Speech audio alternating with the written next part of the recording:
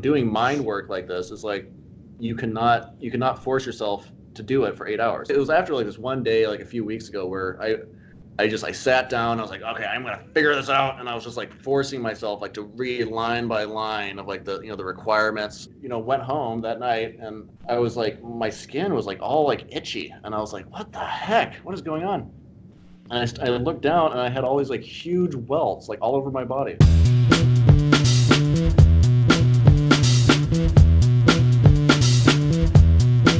Hey, what's up, Dev Crew? Welcome once again. Here today I have Nat with me. He's a software developer and a LinkedIn junkie who loves to share his positive vibes and support on LinkedIn. He's got quite a following. And welcome, Nat. I'm really glad to have you with us today. Happy to be here, Tyler. Thanks for asking me to be on your show. Thanks for coming on. So, you have a really cool background of selling stuff on eBay. I used to do that, and can you tell us more about your? I guess, is it more of a past life now, or do you still do it as a hobby? So I got into that about 5 years ago. I was actually watching that American Picker show on the History Channel, and these guys would go out into these people's barns and attics and find cool treasures, and it was just like, whoa, that's amazing. And so I actually started doing that. I'd go around, knock on people's doors, and ask if I could, look through their junk, and I'd buy stuff. I'd have no idea if it was worth anything until I, try to sell it. But I learned a lot about, of course, antiques and collectibles, but also about myself, about sales. So it was a really cool experience. I was actually full time for 2 years doing that. Was able to support my family pretty well in that, and then transitioned from that last year, or I guess it's 2 years ago now, into full-time software developing. So it's like a complete switch, but it's been really amazing. I don't do it a lot anymore, but it's kind of like it's an addiction. I mean, it's always going to be there. Like every time I drive by an estate sale or a garage sale, I have to like fight my hands not to turn into there and look around for. I mean, it's like you get a few like hits like that of like finding something that's worth like $1,000 for like $1. Like that's pretty addictive. So you had that happen before? Yeah, I mean, it was, the craziest things are the ones that I get for free sometimes. But like one of my best memories is I bought something at an auction for $70, and then I flipped that around for almost $3,000. So that was it was really cool. Like just, but in terms of scalability and automating like that kind of a revenue, the thing I found is that every time I sold something, it was gone. Like there was one of a kind items, like the source was dried up. Like I couldn't go back and buy, put in an order for 100 more of those. And that got old pretty quickly. Just like, oh my gosh, like even when I get this big win, I'd have to go out and try again, like day after day.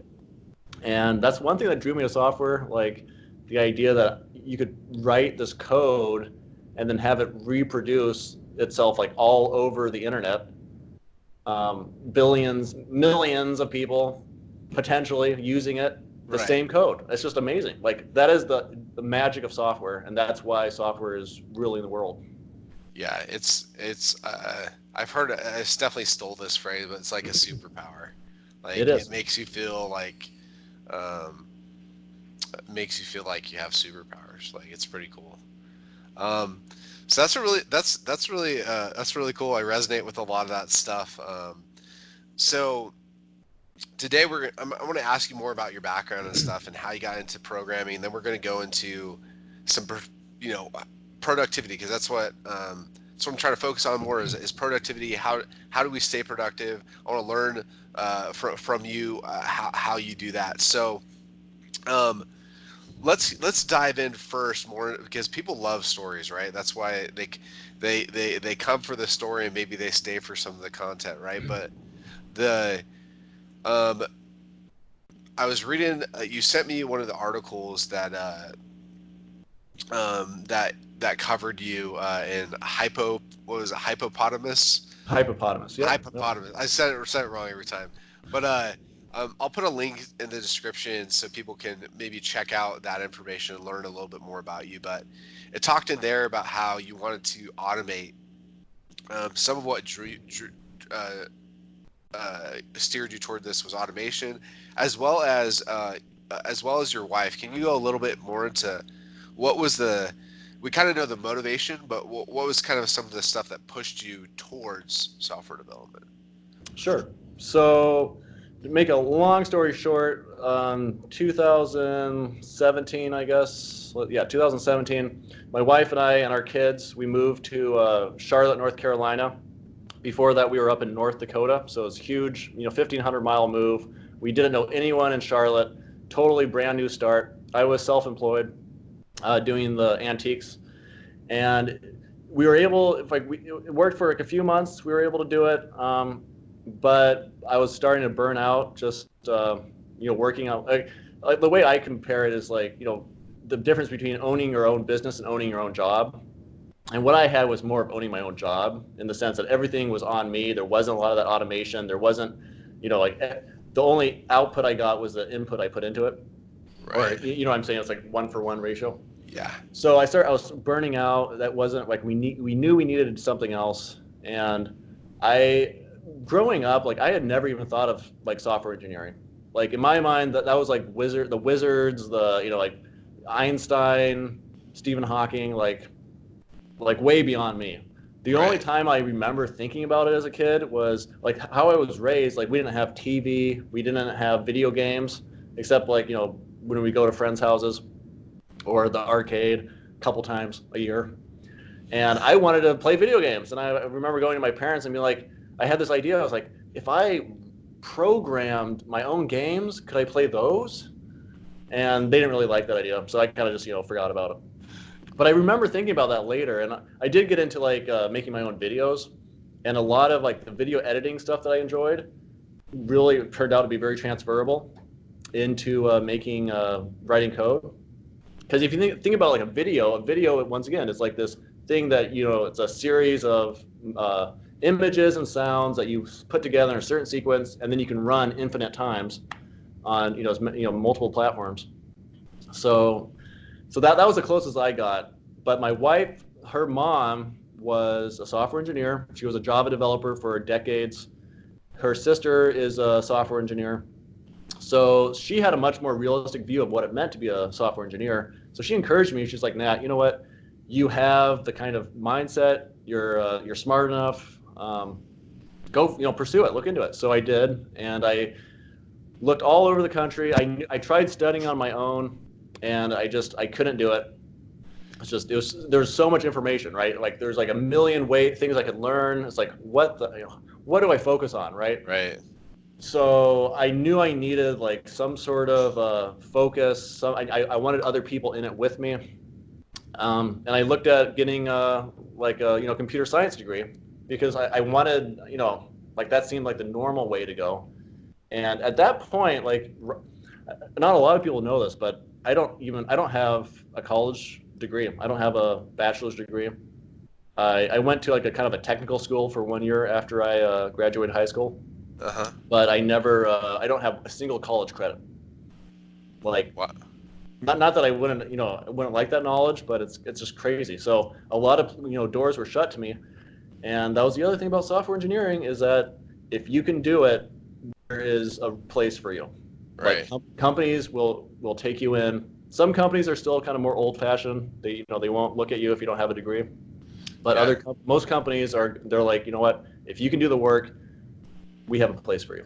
Yeah. So that's what I did. I went to Digital Crafts in Atlanta, and that was a 4-month program. After that, I got a 3-month kind of contract with a entrepreneur I met while I was in school, and then I got my current position with Cox Automotive. So it's been a full year so far. It's just amazing. I don't know how it happened, but here I am.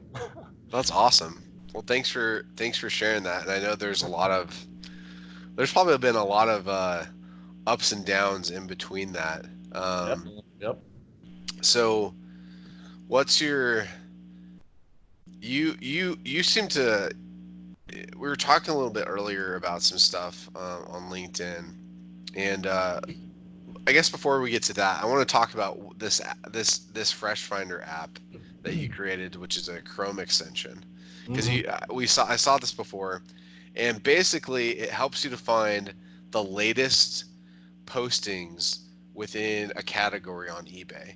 So it'll helps you to see like the latest. So even if you're, so I was like, I don't do flipping. Like I don't flip stuff anymore because I got sick of the one-off stuff. Exactly. Right. And, It's hard. um, but and I still think there's a market for that, right? I think that if you like doing that, that's great. Um, but I was like, this could be useful for like when I want to pick up. I still like picking up stuff cheap, right? I still Of, get that. I still get a high from getting stuff yeah, cheap. yeah. So Oh. it's like, um, tell us more about Fresh Finder. How did you come up with that idea? And maybe we can do a little plug for you on it as well for people that want to go pick it up. Cool. Yeah. So right before I kind of transitioned into software, I was at a point where I was most of what I was buying and selling, I was actually going on eBay, spending hours and hours scrolling through the different categories, looking for items that were either, listed poorly, like didn't have enough information or incorrect information, poor pictures, whatever it was. And there's a few different categories I looked at, but then I'd buy them on there, and then I would relist them, take better pictures, do more research on them, and I was making a pretty good profit. But I was wasting so like hours and hours and hours like looking for those kind of like fresh finds, right? Right. And because the majority of eBay listings, like even if you search by newly listed, they are all like relisted items, most of them. Some of them are even sponsored items. Like you can pay eBay a little more money, and they'll just throw your listing all over the place. So I was seeing the same things over and over and over again, Uh huh. and because of what I was looking for, like I couldn't just type in like keywords really, because the best listings were the ones that only had like a couple keywords, like cool old junk or whatever, right? I mean, just something. I mean, that was the whole point. I was trying to find the ones that were hard to find. Right. Um, and there was no way that I could find of doing it. So as soon as I like, even in the first couple of weeks of boot camp, I was like, oh my gosh, I can. This has. I could make a tool that would totally automate this. Would be able to compare the listings and be like, okay, is this one I've looked at before? And if it is, like hide it. And I worked on it like off and on for like over a year. And it wasn't until like a few months ago that I actually realized the easiest way. Like I was going to create my own UI, and basically like I became an eBay developer or whatever it's called, so I could use their API. Right. And I was getting the all the data, and I was going to like create my own UI and database and all this junk, and it would have been a huge pain. And then I realized, wait a second, I can do it just on eBay's UI using an extension. So I looked into making extensions. They're super easy to make, and even better, like this is where I get really excited, is I figured out the way, like on the listings, they actually have encoded information that says when it was actually listed the first time. Uh huh. So even like every time it's relisted, every time an item is relisted, it has a new listing ID. So if you just look at like the listing IDs, like it would look like a brand new one to the the program, but the person's like I've seen this item a million times. But I did find that there was a unique timestamp that basically told me when it was actually listed, and so that's what you can do on my Fresh Finder extension. You Uh can huh. set like the max age of items you want to look at. So say I only want to look at items that were uploaded to eBay 3 days ago. So you just put in 3 days, and any other item they're all run through my algorithm, which I have deployed on Netlify. Uh huh. I use like one of those Lambda functions. So it's a function with the algorithm. It runs through it, all the listings you're looking at, and it filters them all out. So all you see are the actually new to eBay items. That's awesome. That's Yeah, really really cool. thank you. So Thank you. so how much is it right now to go grab this? I think I have it just at a few dollars. Yeah. So if you're interested in stuff like this, go grab it before I talk Nat into changing it to software as a service and start advertising for it. So I think he's that, sitting on a little gold mine here. So oh yeah, maybe that would be cool. So is that what you would suggest, doing it more of yeah, a yeah. subscription? I don't want to go. Yeah, we'll actually take that offline. I think we could talk about that. We'll talk about that after the interview. We'll Great. people I, with I their. will I will pick your brain. Love it. Okay. So, uh, let's go into your LinkedIn. So, what got you to start using LinkedIn so heavily? You have, what is it, 11,000 followers now? Like, that's like, people don't like, most people have way under 500, right? Do you have like 11,000 followers or connections or whatever now? Yeah, it's like 12,000, I think, or Wow. something. You know. So that's really big. Like, for those of you who don't know, that's a pretty big number, especially for being a software developer who's not, you're not a recruiter. You're not trying to, like, you have nothing to sell to these people. So, um, why are you doing it? Well, I think you summed it up pretty well at the introduction. Being a LinkedIn junkie, that's part of it. It's just it's fun. It's fun to engage with people. It's fun to get responses.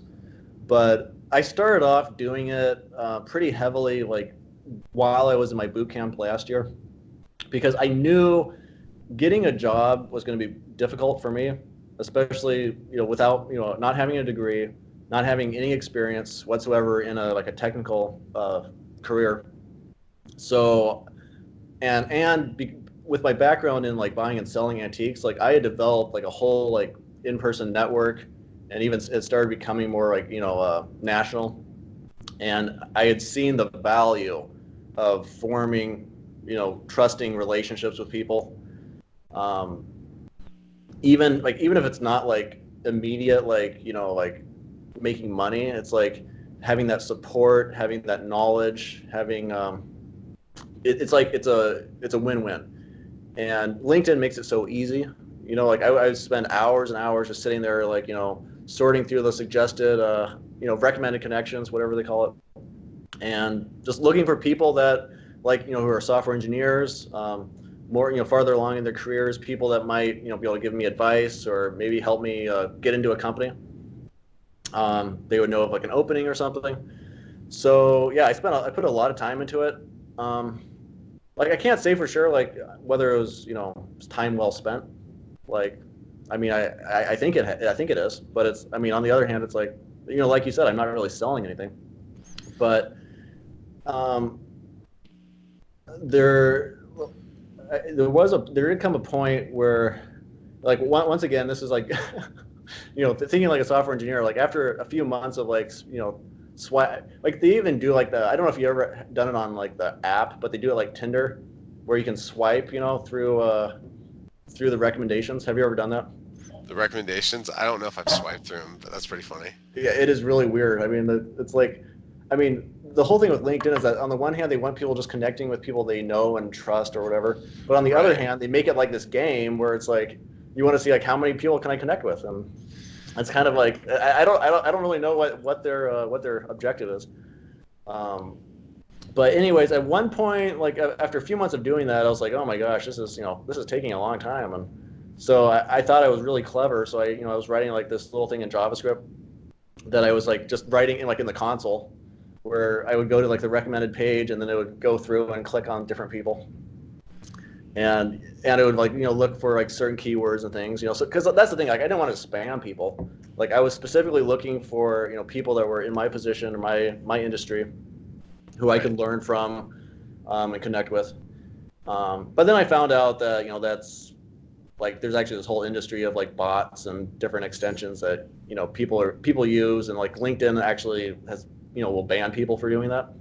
Yeah. So Yeah. I don't recommend it. Like it's You'll get warned. You'll get warned beforehand. I've actually played around with one a has little a bit because okay. I was doing the same thing. It was like, okay, I could go in there and click myself, Yeah, right? I'm gonna go do the same thing, or I could have a bot do it. Like, I don't see the big different, like, but I right, right. totally get, like, it's their platform and stuff. I understand. Um, but I've actually found, so it's interesting because that's one of the reasons why reached out to you, is because I'm trying to build my following as well. Okay. And I found I started just like basically doing, like, clicking, like trying to connect with a bunch of people, and I've had very uh, few people get back to me. And so I think I've kind of stumbled on, my current technique is, uh, uh, I'm not doing as much as how you do it, where you interact with people, but I'll try to interact with people, and people that like post on that respond to my comments, respond to my posts, I immediately go to try to uh, friend them. Once in a while, I'll Mm, try to go and comment on something and then connect with them. yep. I think that's a much better way to do it. How is that? How it kind of been? What has been your strategy? Yeah, I mean, for right now, like I haven't for the past few months, like I haven't even been. I mean, I have noticed like if you get to a certain point, like you have enough like third or secondary connections that people will just come to you. So like I get a lot of like requests and things like now so it's kind of just growing by itself. But the thing I will say is like my wife Martha Sharpe, she's been doing a lot of LinkedIn herself. She's been actually like studying like web development like on her own, which is something I could not do. Like I failed at that. Yeah, So that's amazing. She can do it. But one reason she's been able to do it is because she's been like learning publicly and getting a lot of advice and encouragement from developers that are like more experienced that are seeing her content and helping her. But she's like I think she has like 4,000 followers, yeah, connections, and that's all been organic. Like that's just been her like connecting with people, and I've noticed like she gets way more views and engagement than I do.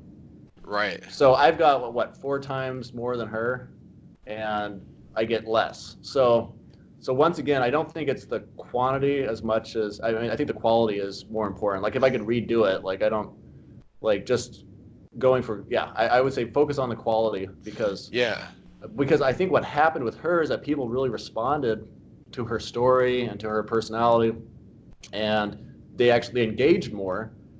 And then the LinkedIn algorithm says, "Whoa, hey, this person is, people are listening to her or engaging with her. Let's see if other people are interested." yeah, And then that gets in front of more eyeballs. So yeah.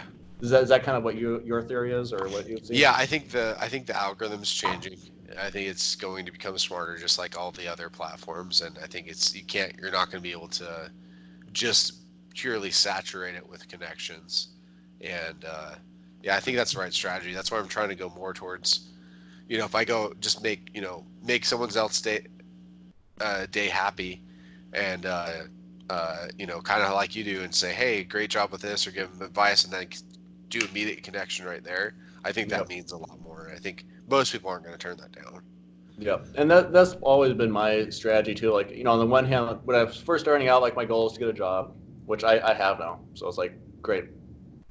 But the other thing, like you said, just like making someone's day a little better, like that is the one, and that's one thing I like about LinkedIn, as opposed to other social media platforms, is because like it's all it's kind of like the online resume, right?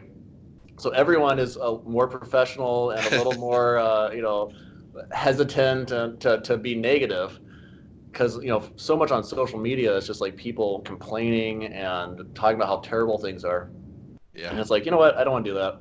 I'm not. I mean, that just talk about that just is terrible for my yeah. Anyways, I can't handle it. So I like LinkedIn because it's more positive like that. People appreciate. I think people like most of the influencers or whatever that I see on LinkedIn. They're usually sharing like weird like pictures of waterfalls and the So Caribbean or something. It's like what the, but it's like it's just like people like that. Like people like the yeah, positivity and just like have a great day, guys, or whatever. It's like 12,000 likes.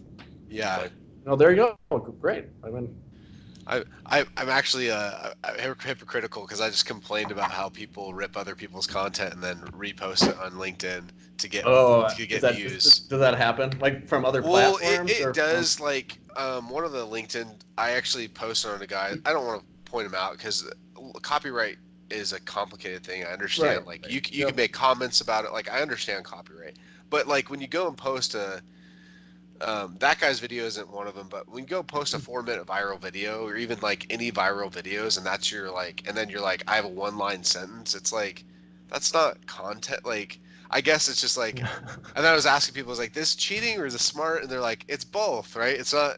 It's not. One guy was like, it's not XOR, it's or, right? It's or Yeah, it's and or, um, but yeah. I mean, I guess it's one of those things where it's like, yeah, I don't think it's cheating necessarily, but it's like what's the goal? Like, what are you trying to like?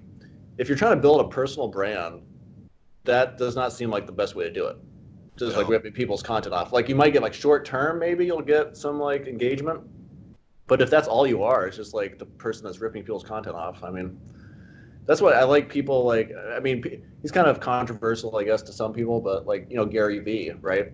Yeah. Like all his content is original. Like I mean, you can say whatever you like about him, but it's like that he makes original content, and Right. like it's just him talking about something usually, Right. and I Well, appreciate that. It's good.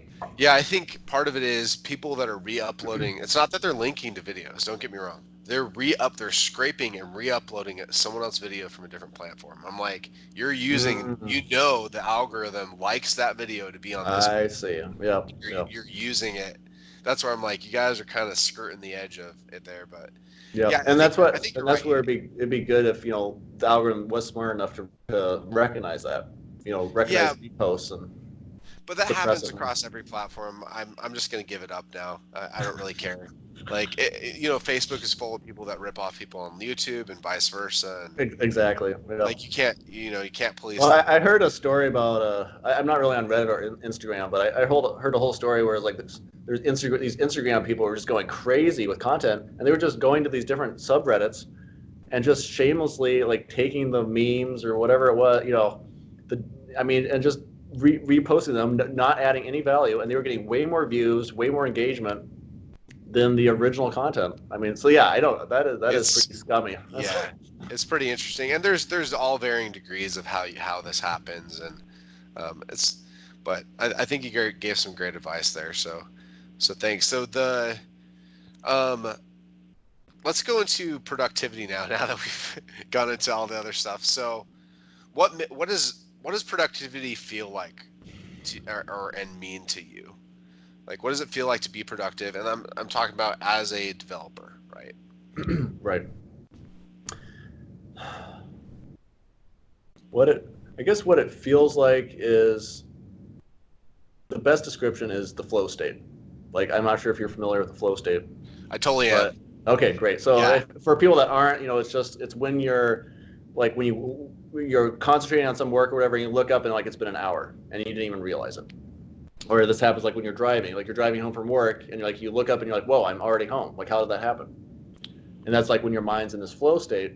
And I've experienced that. Like the first time I experienced that with coding was one of the first projects at my boot camp, and I was starting to like I had the idea in my mind of what I wanted to do. I was making this little game, and I just kept like I was following a tutorial for a while, and then at a certain point I knew what I needed to do, and I knew enough that I could just start coding and A/B testing and going back and forth. And like at one point I looked up and it was like 3 a.m.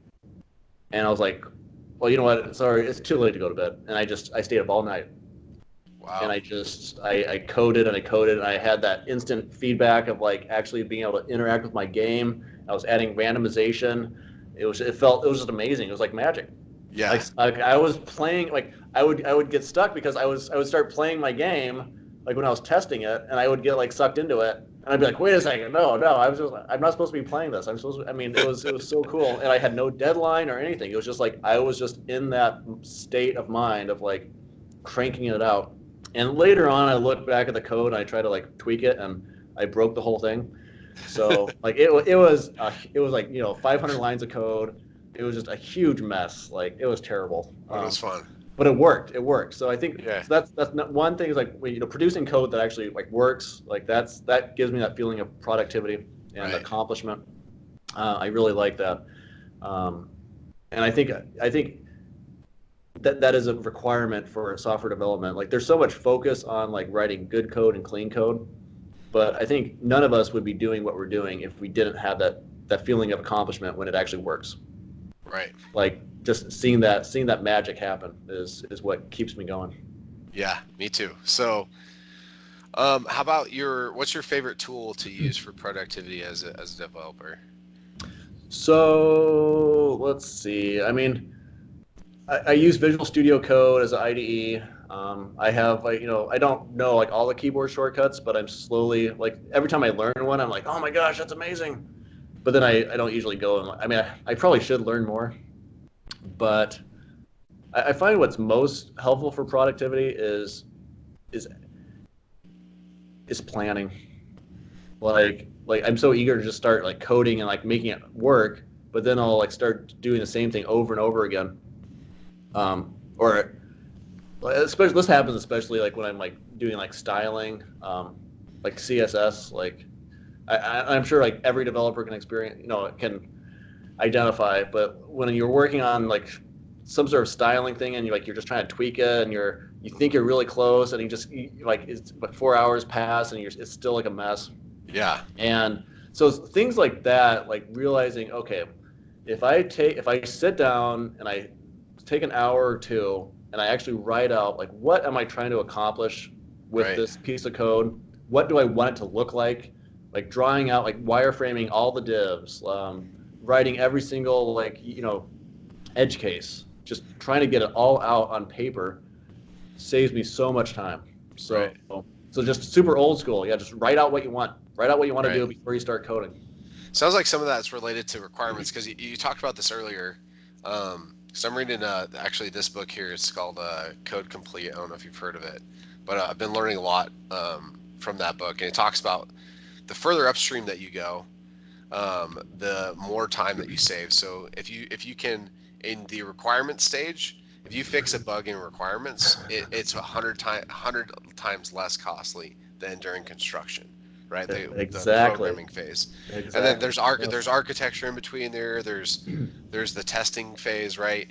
And um, I just thought it was interesting how you mentioned earlier, like I was working on this app for a year, and then I was like, oh, I don't even need this interface. I just need a Chrome plugin. And you're like, the requirements completely shifted, and it's like, oh wow, I can just bust this thing out like that. So I thought that was Yep. interesting. Yep. Um, so cool. So, what's your favorite technique or paradigm for being more productive?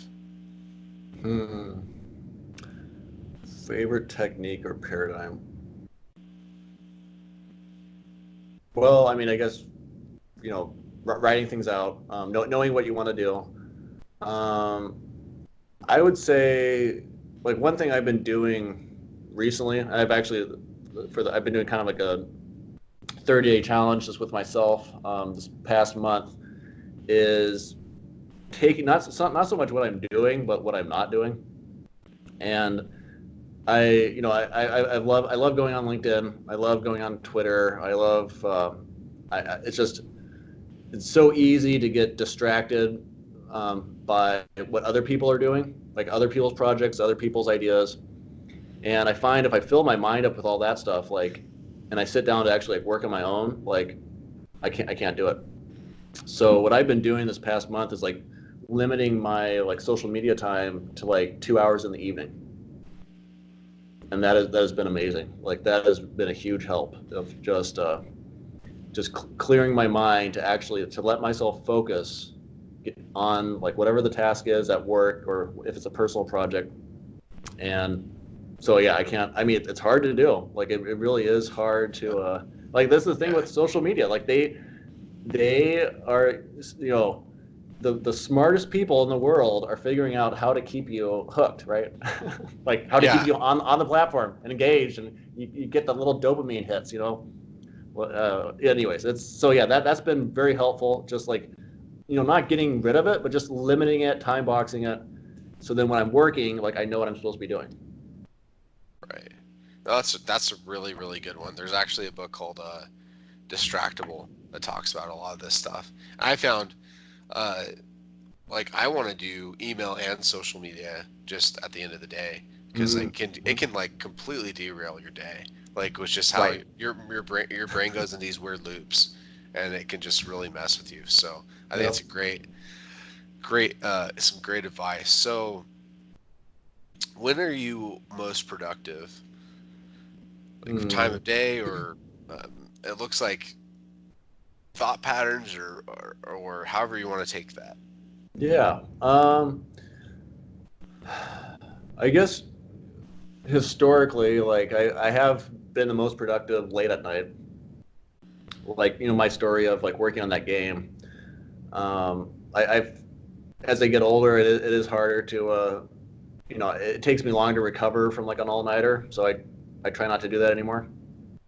But being like, in a basically like having like you said, like having no distractions, being able just to focus completely on the task, and usually for me that's been late at night. Like everyone else is asleep. Like it's just me and the computer, and I can work on it. I have like so yeah, late at night has been helpful, or I mean has been productive. But the thing I've noticed, like when I'm tired though, is I tend to make mistakes over and over again. Like I'll just so it's like it's probably not I mean I'll be able to just like sit there and crank things out, Right. but then I'll like reflect on what I'll waste like hours and hours down rabbit holes. And so I'm trying to find like what's a more what so that's like honestly I don't know, like I don't know what is the best time for me. Like I would love to be a morning person. I hear all these great stories of people with these morning routines, and I have started like exercising more in the morning like the last couple days, and that's been very helpful. Like that's actually Yeah. helped me like focus like in the morning and early afternoon. So what about you? Like do you have like a specific time like that, I like feel the same. I feel your the same moment? way. Yeah. So I feel the same way. Like I can be more of a night owl and stuff, but I think it just leads to bad habits.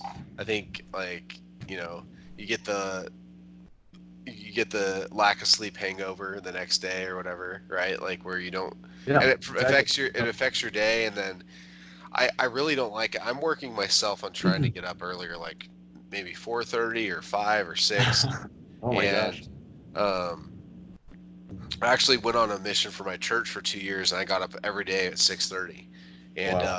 and I was like, so I know.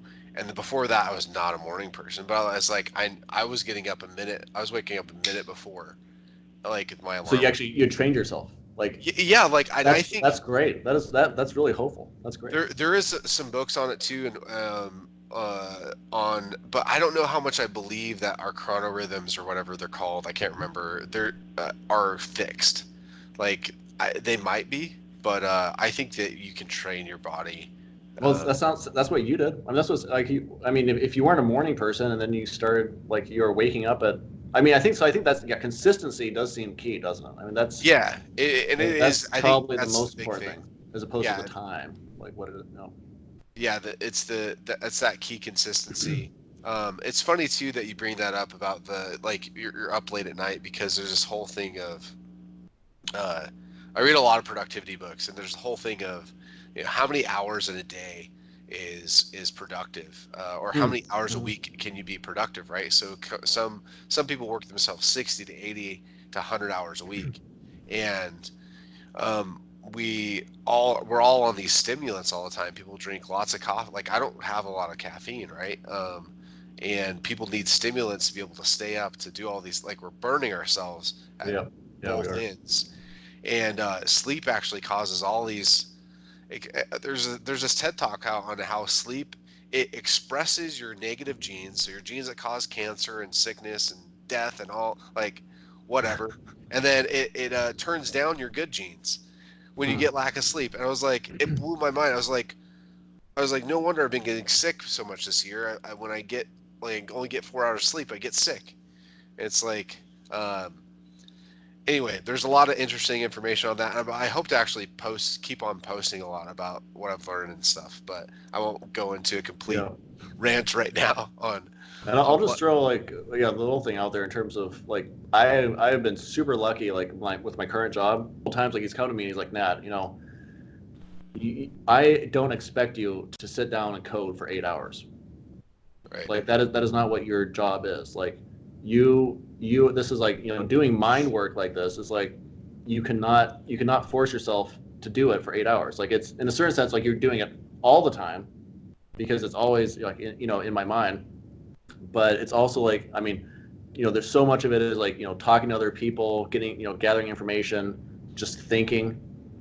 Like so he's been super supportive of me in terms of like helping me find that productivity habit that works best Yeah. for me. So that's No. really Yeah. cool. It's huge, and I think sometimes you're going to be able to crank out 8 hours in a day. It's going to be rare. Right. And I think And other it's times probably you're not gonna break out too. sustainable. See, that's right. Exactly. Right. Right. So So, that's that's what I think of of employers that I think people should look at is people that focus more on less on hours and more on productivity, and they reward you for being smart, right, with your time and being results based. exactly. Yep. Yeah. Yep. Uh, awesome. So that's a rabbit hole, dude. I love all that stuff.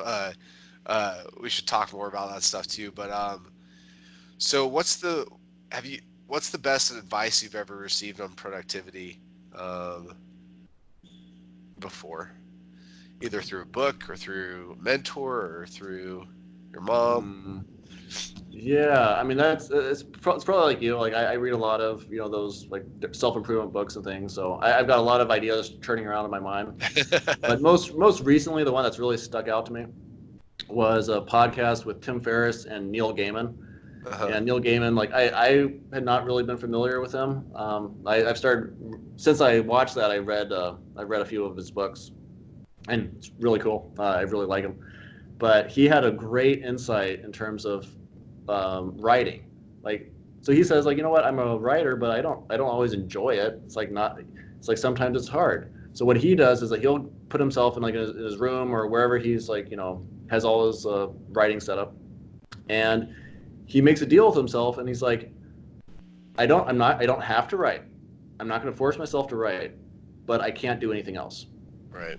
I can sit here, I can look out the window, I can twiddle my thumbs, whatever, but I can't do anything else.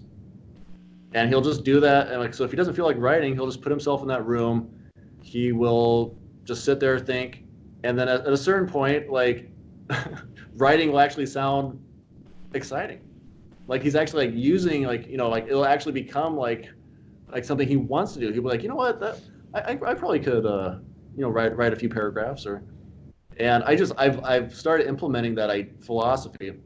Um, well, it was after like this one day like a few weeks ago where I was just like I was feeling really unproductive, and I was super stuck on this problem that I was working through with a code, and I sat down. I was like, okay, I'm gonna figure this out, and I was just like forcing myself like to read line by line of like the the requirements, and just forcing myself to do it, grinding my teeth.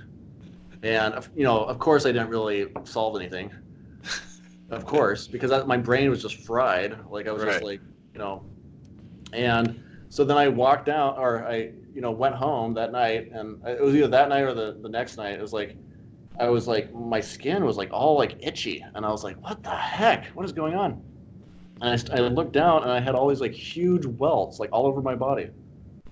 And I was like freaking out. I was like, what is this? What's going on? And I realized it was hives. Like I went online and I looked up like hives, and I've never had that before in my life. And apparently they can be caused by stress. And I was Wow. like, after that, I was like, okay, you know what, Nat? That's not going to work. Like that is basically like that was my body being like just rebelling against that. It's like chill out, dude. Exactly right. It was like it was a sign. It was a sign from on high. Like don't do this. So I remember, like I remember like what Neil Gaiman was talking about. I was like, okay, that really is this. It seems to be key. Like our brains work the best when we're relaxed. Like I think that's part of it. Like they work best like when they're relaxed, when they're able to focus, they're not distracted, and they're not being pushed. So yeah, that's what I've been doing. Like I've been giving myself permission to do anything I want to do as long as it's uh, not coding. Oh wait, no, as long as it's yeah.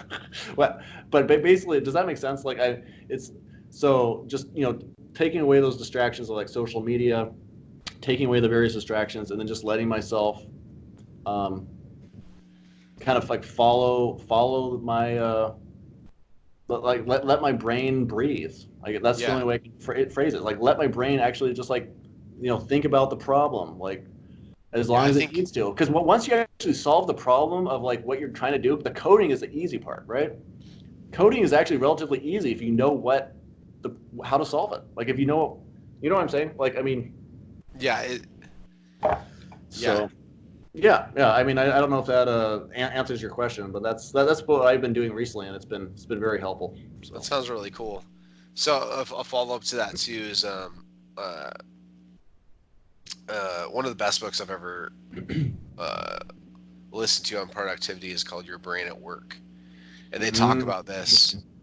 And so it kind of goes like it's similar to what you're talking about. So there's actually because I felt that before. Um, right now I'm not a high stress job. My job before was higher stress, but the problem you have is you actually need enough stress. There's actually optimal curve. It's called the U, and this was discovered in oh, okay. early 1900s. Maybe you've heard of it before. I But don't you think so. actually, No. hopefully I'm saying it right because I miss talk half the time. But if you don't have enough stress, you don't do anything, right? You don't get out of bed. You don't work on the problem, right? You might chat with coworkers or whatever if you don't have enough stress, right? Okay. So you need enough, you need a deadline, right? I need Okay. to get this ticket done by this amount of time. But if your deadline's, in 2 hours from now and the world's going to blow up, then your stress goes through the roof. And that's where both is suboptimal. So right in the middle is where you have I have this ticket, it needs to get done, but I'm not being rushed on it.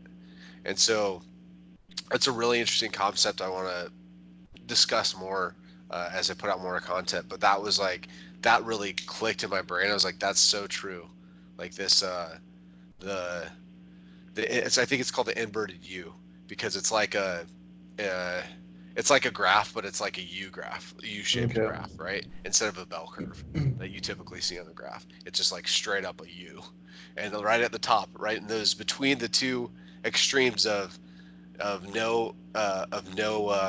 no pressure whatsoever and pressure is or high pressure is that perfect amount.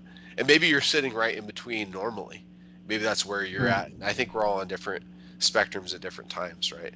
With that, but yeah, I can definitely relate when I'm stressed out. My brain's good luck. I'm gone. Right, right. No, but I like what you're saying though about the need for a little bit of stress too, or a little bit of pressure, because that Yeah, is the thing too. Like thinking is hard work, right?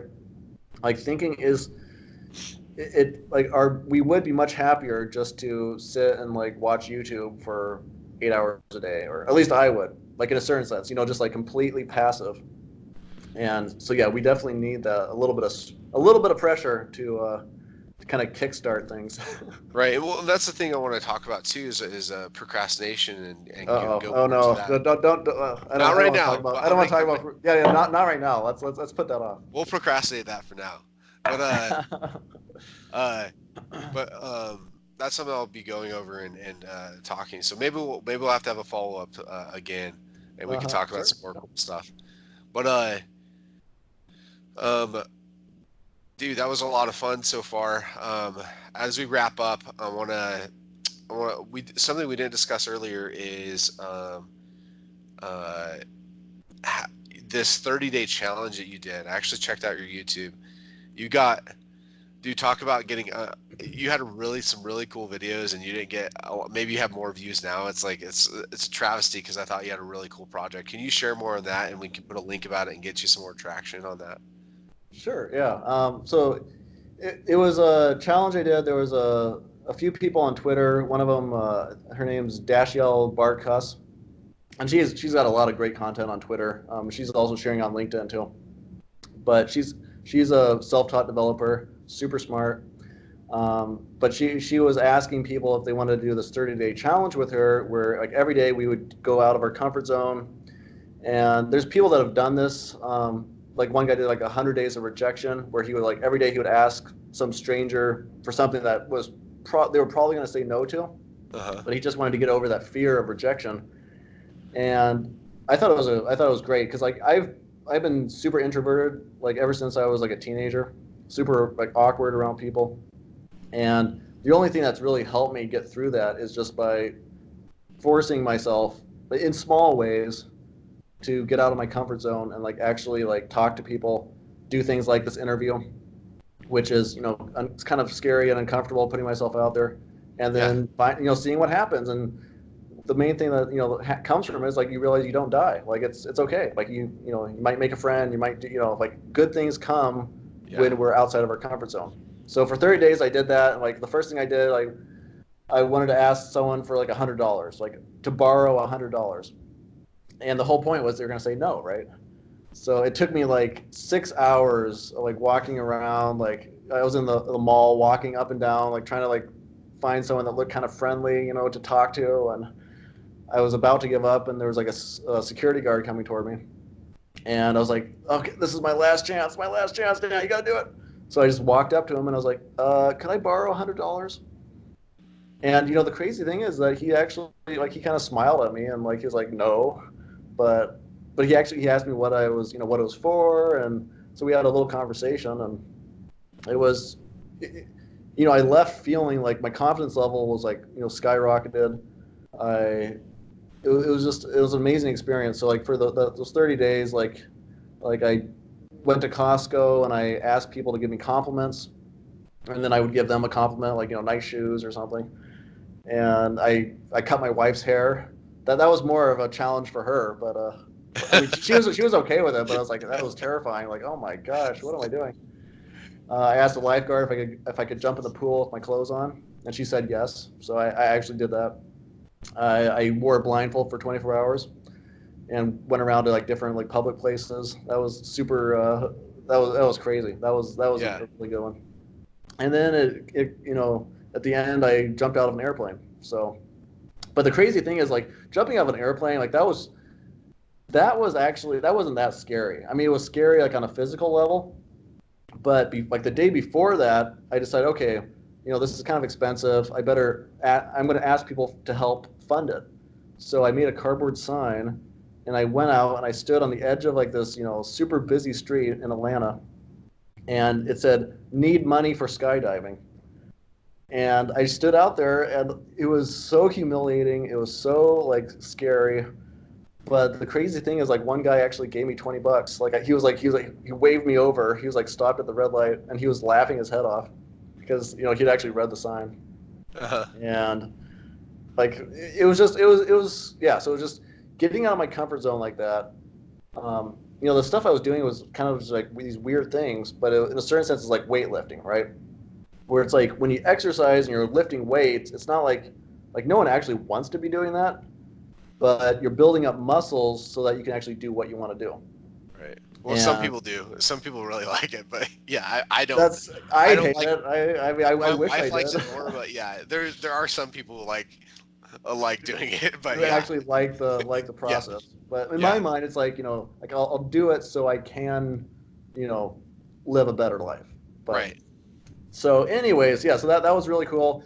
I did share a few things on YouTube. I wasn't really trying to like make videos, but it just turned out to be a good way of kind of like capturing these crazy moments. Like I sang in public. Like I went down to the park and I put out my hat and I that was probably the hardest one. Yeah, That like the people like walking by just looked at me like I was insane. Like not only was I singing in public, I was actually like pretending like I was good enough to get money, which I wasn't. Like so it was awkward on like so many levels. And I kept like being like, oh, what if someone like from work walks by? Like, what is? Oh, this is terrible. What am I doing? right. So, but yeah, but I recommend doing things like that. Like whatever. I mean, just little things like just kind of get out of your comfort zone. Like even if it's Get like over taking fear. right to get over fear and just realize like that you can do it. I mean, because I don't know about you, but I think a lot of like productivity and self improvement stuff really comes down to like our like limiting beliefs. Mhm. I don't. I mean, it's just like where we just believe like we've always been this way. We can't improve. We just need to accept it, and Yeah, it's it's a not. fixed mindset.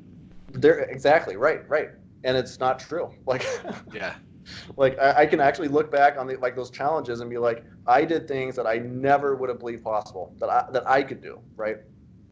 So yeah, it's hopefully it's inspires other people to be like, you know what, like I can go out and take a risk, like. awesome. Well, I'll put the link to that and to your channel. So We also want to hope to have Martha on soon, but she's actually looking for a job right now. So why don't you tell us a little bit about that? Maybe we can find some people who can help us network. Definitely. Yeah. So my wife Martha, she's been coding. It's actually been like 2 years off and on. She started learning Java right away, which Yeah, I saw most that. She had the people. book, right? Right. Like, In her and she actually post. she loved it. Like she loved just the pure logic of it. And I mean, she was also studying like calculus in college, so she's kind of a beyond me in that sense. Yeah. But for the past 8 months, she's been like just diving into like web development. So she's been going through. She went through like free code camp, a few different online courses. She's been like just going through like tutorials on YouTube, building her own projects. But right now she's like she's gone through React and Redux, and she's really at the point where she is like at a junior developer level. And she hasn't like she's kind of been casually applying to jobs.